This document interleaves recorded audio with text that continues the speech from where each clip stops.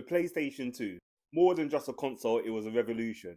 We're going to talk about this amazing console. And stick around because I'm going to talk about my 5 favorite game stroke series that was on the PS2. So you need to let me know if you agree. My number one may shock you.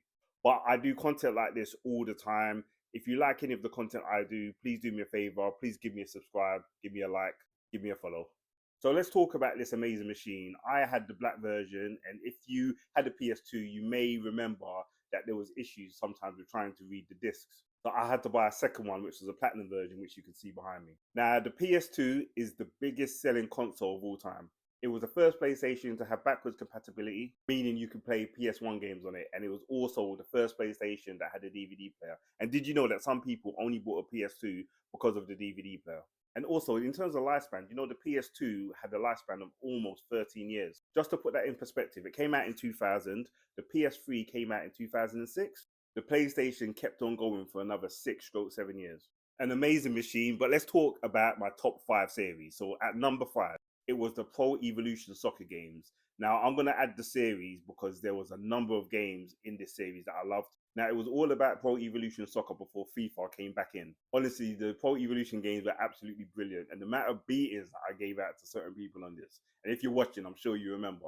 Honestly, the Pro Evolution games were absolutely brilliant. And just touching on that, the Pro Evolution Soccer 3 had Colina, the referee, on the cover. Imagine a referee on the cover of a football game. Madness. So at number 4, we've got the Kingdom Hearts series. So this is Kingdom Hearts 1 and Kingdom Hearts 2.